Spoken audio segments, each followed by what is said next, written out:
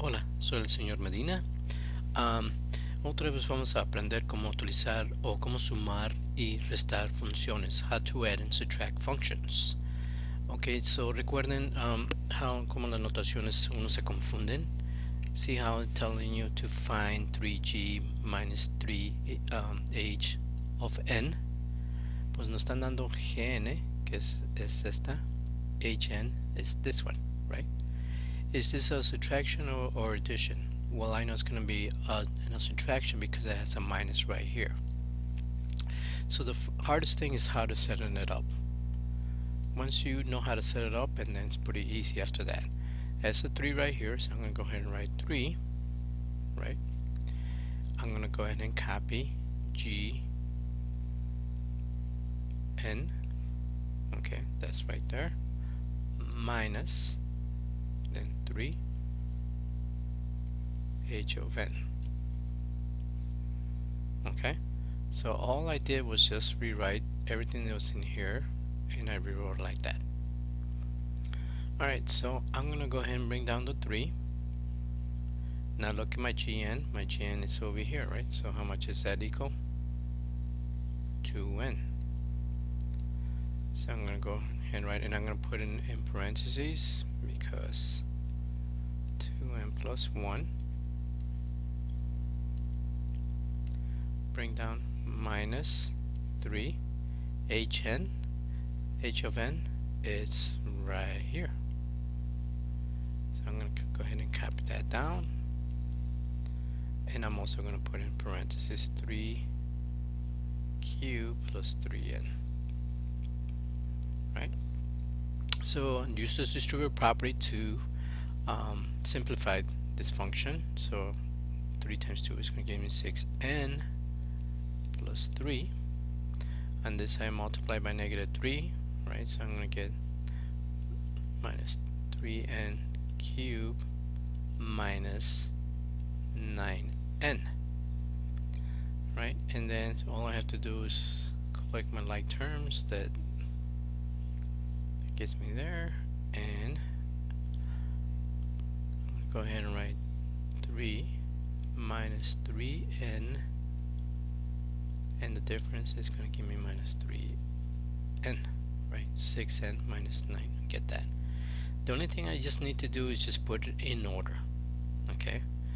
And what I mean by order, always write the one that has the most exponents is your first term. I got it's a trinomial, and as my term, the highest is 3 to the third power. So I'm going to go ahead and write 3 n cube, and then follows the n minus 3n, and then the 3. And that's basically how you come to the answer. Okay, so the hardest part, I think, for you guys is how to rewrite this right here, right? So the first things here, they got numbers like that, so I write 3 and then write g, then n, and then minus 3 h of n. Okay, so once you get to this part, all I do is just substitute what's this word that happens to be this right here, and then what this is word, well, that's what this is right here. Okay, alright, let's move on to an easier one. I think it should be easier, and let's go with this function. This is an addition or subtraction. It's an addition. Again, I'm going to rewrite it, right? See, f plus g of x. So I'm going to go ahead and write it down first like an addition. I write the function separately so that I don't confuse myself, because you can easily get confused. So you notice how I'm writing the letters separately, just like I did with the other one. Even if he has other numbers outside, doesn't matter. I write them separately so it can help me how to sort it out.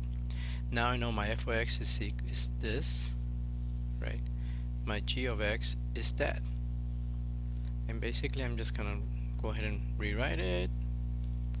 Substitute x minus 3, bring down my plus sign, g of x is 4x plus 5, and I need to collect my like terms, 4x and 5x, right? So I'm just going to go ahead, plus 5x Sorry, I wanted to do it all in one step. Sorry. Okay, so this one goes with that one, and then the numbers are your like terms, right? So it's gonna end up getting me plus 2. And let me go ahead and erase the plus, and my final answer, and let me write it again so it doesn't look that a little neater. So that will be my final answer, right, after I collect my like terms. And that's basically about it. Good luck, and you can always look at this YouTube video on your JT Learn calendar. Thank you.